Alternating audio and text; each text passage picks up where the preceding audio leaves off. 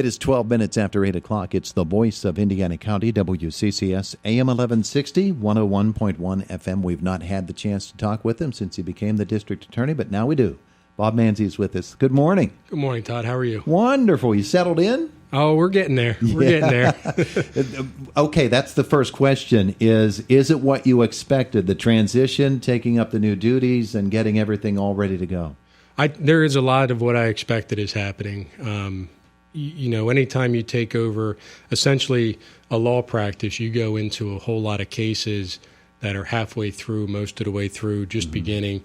And what it takes is an awful lot of time getting up to speed on those cases as well as the daily cases that are always going to be coming in. Yeah, and coming from a private practice into this setting, some of those cases might have been cases in which you or your law firm had a hand in some small way or maybe even a large way.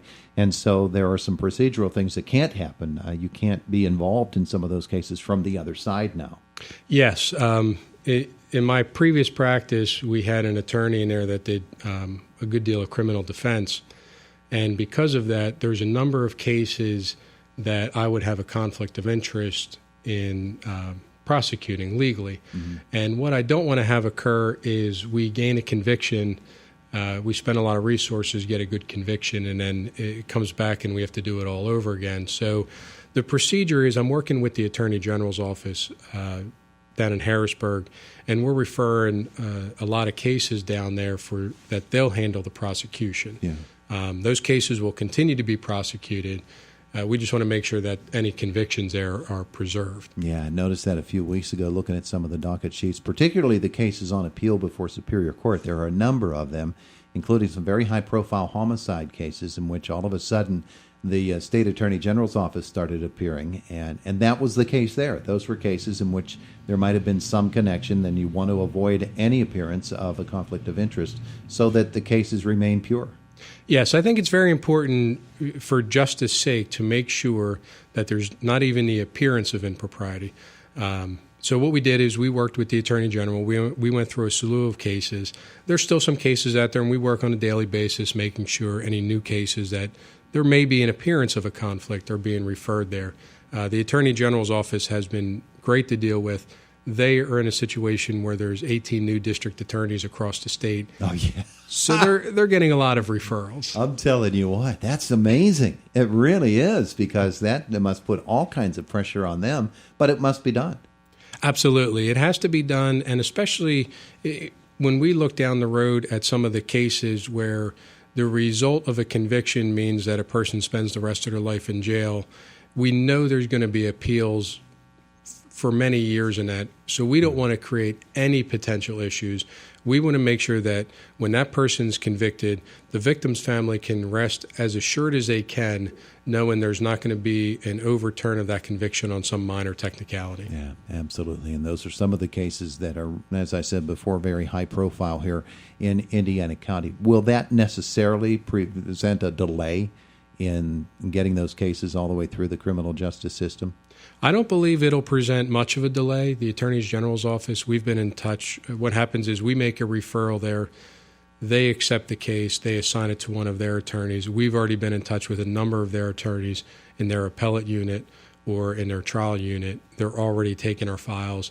So I don't believe there's going to be much of a delay at all. Yeah.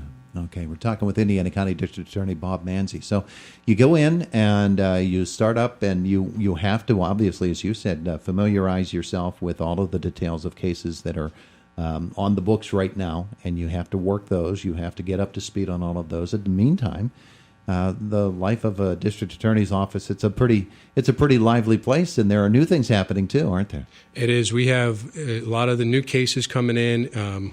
I started out the year on January 1st up in Glen Campbell with that homicide case. Yeah, it's the Bartlebach case. Yeah, we've been there. We've had a couple other significant cases that we're out working with law enforcement to investigate that, bring charges, and get them started. And then in the meantime, I sit in the courthouse for many hours after 4 o'clock, just reading the files and getting up to speed. And it's necessary, and it's happening. Fortunately, you have some folks there that have worked there a long time, and they know their stuff, don't they? We have some great people working there that have continued to work there. When you look at their work history, they go back to Judge Bianco when he was district attorney and even further back, and they've been great. Yeah, that's tremendous. Okay, so with you and now in office and working hard on cases that are before your office and of course things that will come up on a day-to-day basis, you obviously have some directions that you would like to go, some plans that you would like to make, and maybe even some events that you have. So tell me about your typical agenda for a day or a week or even looking ahead into the spring season. Well, I think right now a lot of it is just making sure we're taking the proper time and we're getting up to speed. We've provided some direction on where I would like cases to go. In Indiana County, 1/3 of our criminal cases are DUIs. And what I've made as my directive is I believe the outcomes of those cases should be fair across the board. We get a laboratory report. If the laboratory report demonstrates somebody was driving while intoxicated due to drugs, that's what they'll be prosecuted on. So this way, again, we go back to that perception of justice. We make sure that all defendants are treated fairly under the system. There's no special treatment because of your last name or because of your job. So we're really working to get those directives in place. In the same time, we're going to be working with law enforcement. We have IU Patties coming up, and we're planning for IU Patties, which can be a yearly event. Yeah. We're looking towards reinvigorating the senior elder abuse task force through aging services. We usually that task force has senior scam jam in May. We're looking to have that event and to expand that event. One of the things that we looked at was we have the event here in Indiana. We have a couple hundred people that come in. What can we do to reach all of the seniors that may not be able to make it to Indiana for that? Okay. So we're working with aging services and some other people to see if we can live stream that event in homes or in places around the county so that seniors that can't drive here, we're still able to reach them. Yeah, that's a good idea. I want to go back to you were talking about DUI.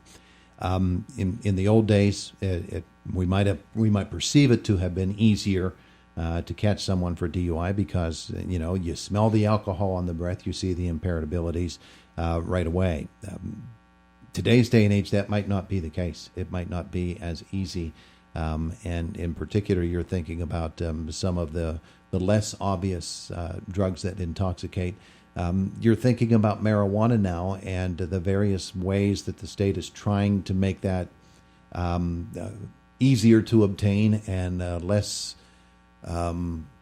difficult, or maybe harder to prosecute. There are not tests out there right now that will help you to field tests that help you to determine under the influence of marijuana. Those changes in the laws and in the way that you can go about your job, they're pretty significant, aren't they? We do have a lot of changes coming down, and you're correct. Back in, many years ago, most of those DUI arrests were alcohol. You have some very obvious symptoms that an officer can detect with that. Nowadays, about half of our DUIs are drug-related, anywhere from marijuana, heroin, methamphetamines, fentanyl, Suboxone. And what we're seeing is a shift to ensure that our officers are trained in order to see the signs of those particular drug uses. I can't say this enough. We have fantastic law enforcement in this county who have taken a great deal of time and energy and pride in their training, and they're able to detect those symptoms that might not be as obvious to us regular folk. And now we need to be able to prosecute those just as serious, because you could kill somebody just as easily if you're driving under the influence of marijuana as you could alcohol or heroin. And everybody driving down the road deserves to be safe. They deserve to be able to get their children to school and to get to work and to go to the fun events they like to do. Absolutely. In the last 18 months, 2 years, methamphetamine has become a really, really hot thing. We hear more and more about it. There have been great state police efforts to bust up methamphetamine operations. Think of Operation One Pot last May and all of the people that were brought in there. We're hearing new media reports that there's an even more urgent push for methamphetamine trade here in Indiana County and in this whole region. You got to be on top of that, don't you? Absolutely. Methamphetamine is a scary, scary drug. The ease in which people can produce it in their backyards and get it into our community is very scary. Indiana County right now, the last statistic I heard was we have the highest rate of investigation and arrest for methamphetamine.